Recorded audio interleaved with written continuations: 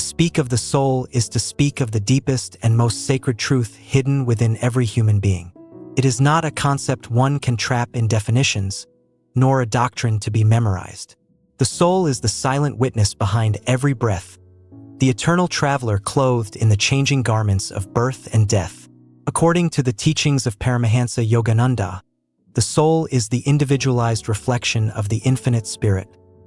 Perfect, ever pure, untouched by worldly sorrow, and destined for union with its source.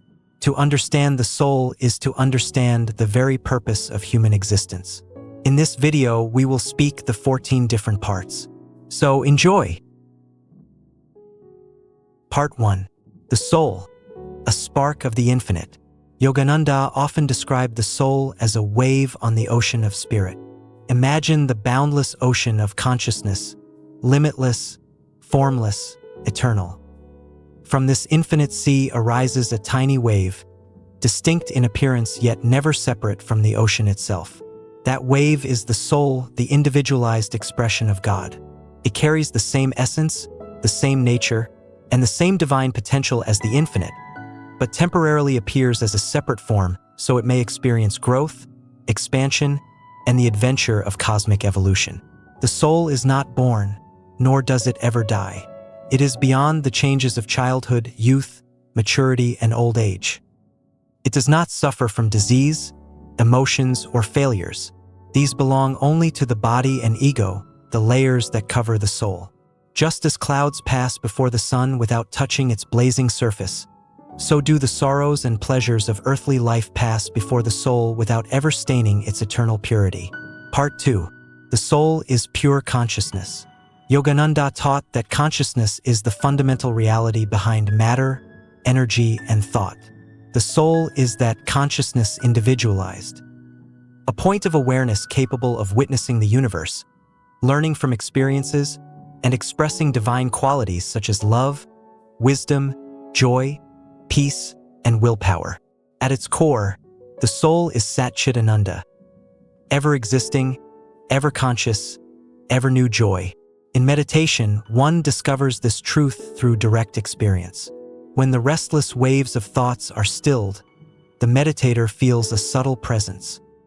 An unchanging awareness that existed before the thought arose, remains while the thought passes, and continues after the mind returns to silence.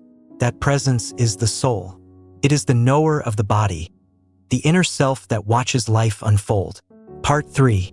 The soul's descent into matter. To understand what the soul is, one must also understand why it seems hidden behind layers of physical and psychological complexity. Emotions, desires, and sensations reside within the astral body.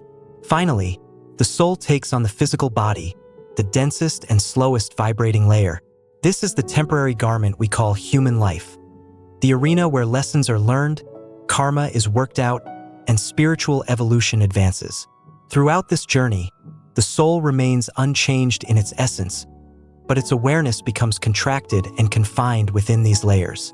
This contraction gives rise to the ego, the false sense of identity that believes, I am this body, I am this personality, I am these emotions. The ego is only a shadow. The soul is the sun that casts it. Part 4. Why the soul forgets its true nature. The question naturally arises. If the soul is divine, why does it forget its origin? Yogananda explained that forgetfulness is part of the divine drama. Spirit created the universe as a stage for souls to experience duality, joy and sorrow, light and darkness, success and failure, so that through contrast they might eventually long for the divine with all their heart. The purpose of life is the awakening of that longing. When the soul becomes overly entangled in the pleasures and pains of the world, it begins to identify with the body and ego. Through this identification, the soul temporarily forgets its immortality. This forgetting is not punishment. It is an opportunity for growth. Only through effort, discrimination, and inner struggle does the seeker develop the strength needed to return consciously to God. Had we remained forever in heavenly bliss without the experience of separation, we would never know the joy of reunion. Part 5. The soul's journey through lifetimes. Reincarnation is simply the soul's evolutionary school. Each lifetime is a classroom. Some lessons involve love, patience, forgiveness, strength, humility, or detachment. Others teach discernment, self-control, compassion, or courage. When a particular lesson is incomplete, life arranges circumstances, sometimes joyful, sometimes painful, to help finish that chapter. Nothing is random. Every person, challenge, and opportunity comes to guide the soul forward. Karma is the teacher. Experience is the textbook. Awareness is the student. And the soul advances lifetime by lifetime until it remembers its divine identity. Death is merely the transition from one classroom to another. Just as a person changes clothes when they are worn out, the soul changes bodies when its earthly garment is no longer useful. But the soul remains untouched, continuing its journey toward freedom. Part 6. The Voice of the Soul.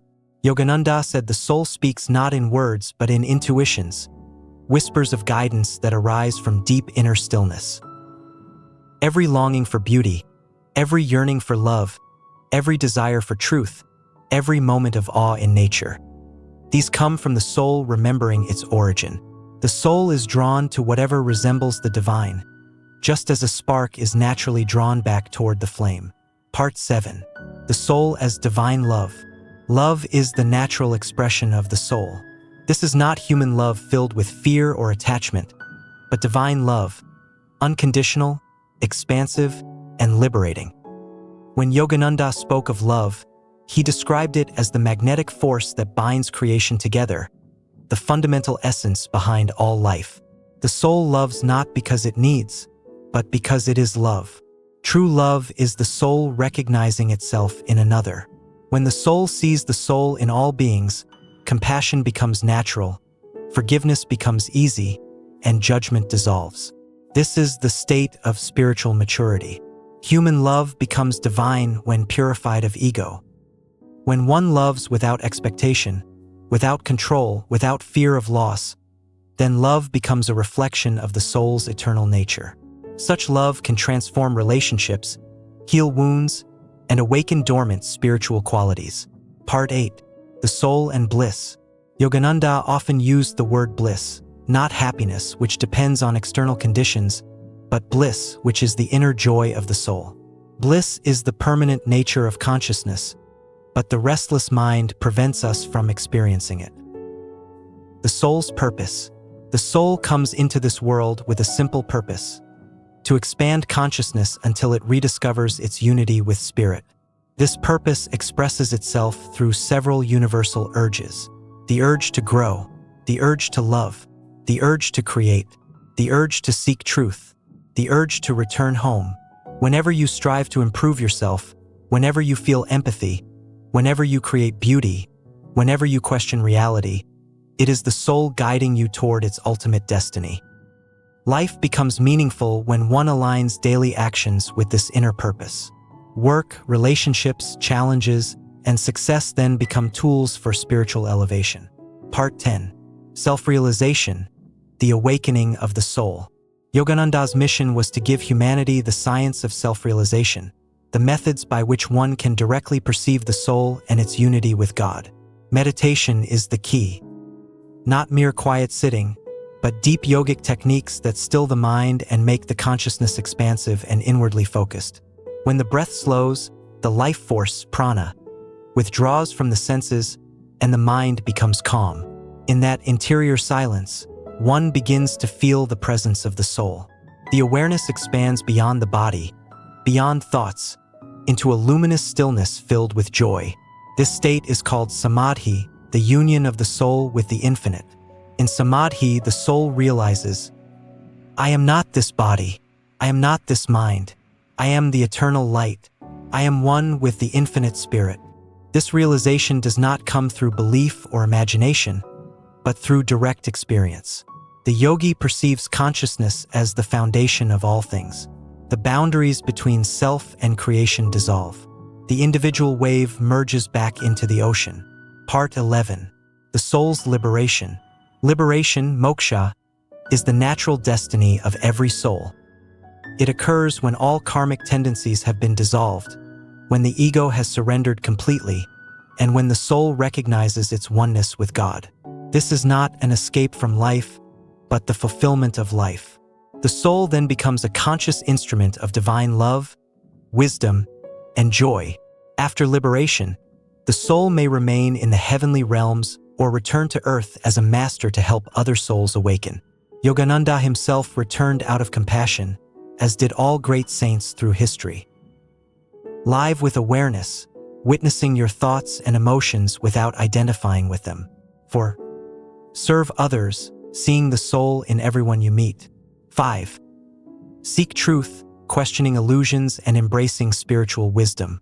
Through these practices, the inner light gradually reveals itself. The soul is not far away, only covered. When the coverings fall, it shines like a hidden jewel brought into the sun. Part 13. The soul is your true identity. Everything you consider you is temporary. Your name, appearance, emotions, history, ambitions, fears. These are roles the soul temporarily plays. But who you truly are is the silent witness behind all of this. You are the consciousness that observes, the presence that simply is. To know the soul is to rediscover your eternal nature. When you understand you are the soul, not the body, fear vanishes. When you know you are one with spirit, loneliness disappears. When you realize your destiny is divine, life becomes a joyful journey rather than a burden. Part 14. The soul is the light of God in you. This is the essence of Yogananda's teachings. You are a spark of the infinite. You are divine in nature. You are destined to awaken. The soul is the purest expression of God within you. It is the untouched, ever-radiant core of your being. The more you turn inward through meditation, devotion, and selfless living, the more you feel this inner light. And as this light grows, your life transforms. Peace deepens, intuition strengthens, love expands, joy blossoms without cause. Ultimately, the greatest discovery a human can make is this: the soul is not something you have. The soul is what you are.